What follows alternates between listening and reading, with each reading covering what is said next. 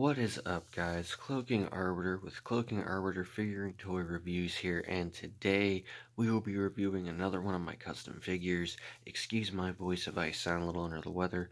The fall season wreaks havoc with my sinuses, so I sound like I'm hit by a truck, but ultimately I feel really fine. Without further ado, let's get down into it. This is another one of the customs that I found a 3D model for and printed, painted. The reason there are two is the smaller one was my first attempt that, as you can see, came out a lot smaller than intended, and I went back and reprinted it again at a much larger scale. I blew it up, and as you can see, this is the end product. This model is apparently a 3D scan of the Trendmasters prototype series that was out for this character. For those of you who may not know this character, I'll give a little background. This here is Cyberzilla. Now, Cyberzilla was shown in the animated series for the 1998 film that followed after it. It ran with 40 episodes, I do believe it says on the case there, or 40 episodes with 2 episodes that were unaired, so I guess 42 episodes maybe total. But the show was supposed to get a toy line that never happened. It actually ended up having its run and then faded to obscurity. You can actually still buy the series to this day. Just Google it. You can find a Godzilla the Animated Series. But this particular character is Cyberzilla, which showed up in the Monster Wars Trilogy arc that showed up in the show. This here is actually the reanimated corpse of the fallen Godzilla from the 98 film. In the story arc, there are aliens that invade Earth, and they take the corpse of the 98 Godzilla that died in New York, and they fashion it to do their bidding, and they create Cyberzilla, in which case Zilla Jr., as he's known in the series, or Godzilla Jr. in the series, but as we all know him, at least I know him as Zilla personally, Zilla Jr. fights his daddy / mommy, Egg Bear, and has to defeat them. But as a character, I've always wanted this particular one on my shelf, and the fact that I finally have it is just, it is all to God thrilling. So as you can see, guys, it's I have not skimmed out on the paint job. I have done my best to really give you guys a good, wonderful paint job quality here.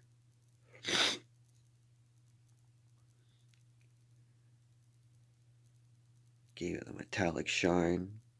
I've also tried to be accurate to the coloring as possible. It's got this really brownish, darkish red in the show here and there, so I tried to go with the most consistent look that I've seen, and this is what I got. So this is my color scheme that I went with. Some of you may find it too red. I personally, I'm very happy with it, so this is what I went with.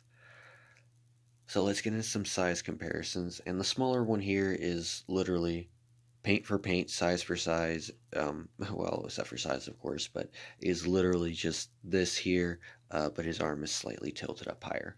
I didn't want to get rid of him, so when I printed the bigger one, as I was painting the bigger one, I painted the small one as well. So without further ado, we'll get into some size comparisons here for you.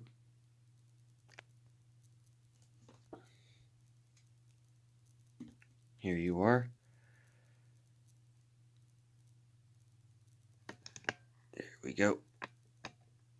For those of you wondering the size of the Cyberzilla and how he looks on the shelf, he scales beautifully with my other monsters on my shelf. I'm actually very, very happy and very impressed with the scaling of this character. Not to mention the fact that I actually have a Cyberzilla on my shelf, which is like, oh my god.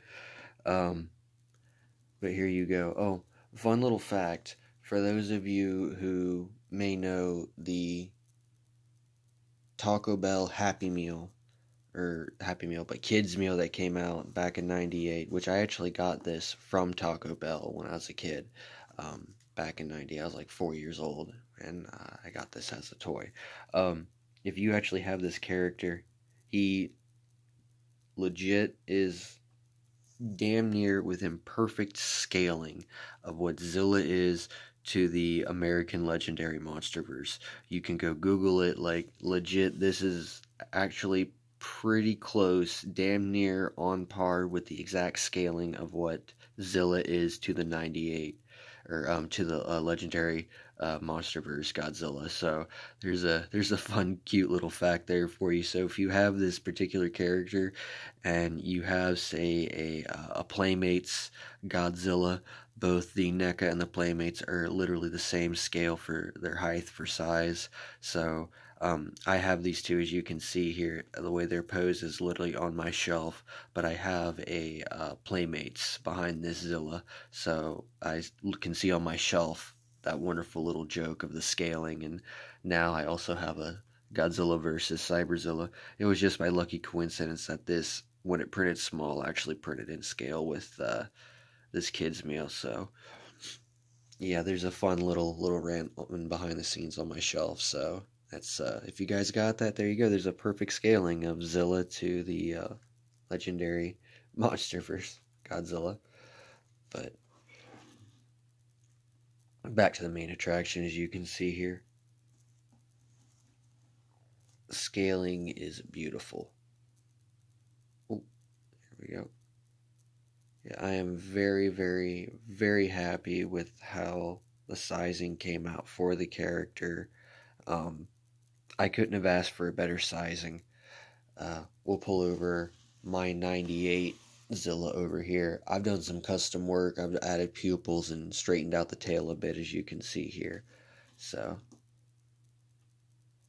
and I've done some work on the legs, so he does stand usually better than most. Here we go. There we be. So you can see here, he does stand better than your usual, considering for some reason every single solitary one I've seen has this weird bow-legged design in it. But yeah, there you go, guys. There is the Cyberzilla. Like I said, I've gone on YouTube and I've looked on videos for this character. There are no figures available. The only video I've seen is one that a gentleman done of a collection of the prototypes he's collected of the animated series line, and Cyberzilla just happens to be one of the figures they did. So, but yeah, I'm just ecstatic to have this character. Changes. If you guys, you can go on Google and literally, if you have a 3D printer and you want to take a crack at getting this character, you can go on Google and just type in uh, Cyborgzilla 3D model, and there's only one available that'll pop up, and it's this one. Now it comes with also the missiles that go in the spines, and this bottom tail portion thing here, and this little extra thing that went here on the arm. Now keep in mind that actually comes printed attached to it, but I didn't bother printing the missiles or the bottom tail attachment, which you can actually print, and it's got a little peg in there that you can put it into. But for here, there was a little box attachment that came on the arm that I actually removed, and I sanded it down, and I did that on both of them because it's not accurate at all to the character. Granted, mine is far from accurate, but I've tried to make it a nice blend between what the show had and what the toy offered. So it was a nice blend. And as for having an actual, Cyberzilla on my shelf,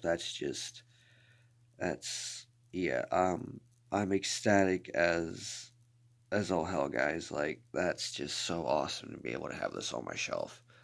Well, I think that's it, guys.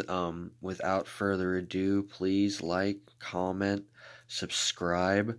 Um, I'm not sure if I'm going to be selling this figure, just because I don't own the model, so I don't, because artists can get a little annoying if, even though if you buy their model, you sell the figure despite you put the work, the time, the effort into printing, to painting the materials. Artists can get a bit fucking touchy and lippy. Forgive my language, but it's one of the biggest headaches I've run into. This is, oh, picture down. Um, it's it's one of the biggest headaches that you run into with 3D modeling here recently of late. So I think that's the first F bomb I've dropped on here, guys, and I'm not going to edit it. I'm just going to leave it. Uh, oh Lord of mercy.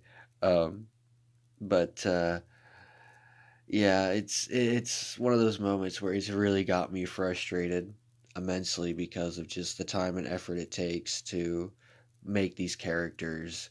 And a lot of these artists act like you're underhanding them entirely, and it's like, no, no, I'm not taking credit for you making the thing. I'm just taking credit for taking what you've made and physically making it available. Um, well, like I said, I don't know. It might be available, it may not be. Depends on what the future holds. But I figured I, at least, if I made one, would get it out there and show you guys what I have done and what I've created and I've made available. So, like I've said, guys, without further ado, please comment, like, subscribe. Stay tuned for more customs and stuff coming in the future. Sorry about the lack of content or the flow of content, but with creating these custom pieces and doing these new projects and working a full-time job, it really is demanding. So I try to squeeze these in where I can. But I'm really glad that you guys bear with me, and I appreciate all the love and the support you guys have given me so far. And I hope to make you guys a little bit no lie, I hope to make you guys a little bit jelly, you know. I'll make you a bit jealous. You know, it's like, ooh, for those of you who are big Godzilla fans, especially those of you who may have grew up with this particular character, there you go. For something that was never released, yeah, I got one on my shelf finally. Yeah. Um, I'm a kid in the candy shop right now. Without further ado, guys, I will let you go, and I look forward to seeing you in the comments section down below. Peace out, guys. Later. Take it easy, and I hope you enjoyed Cyberzilla.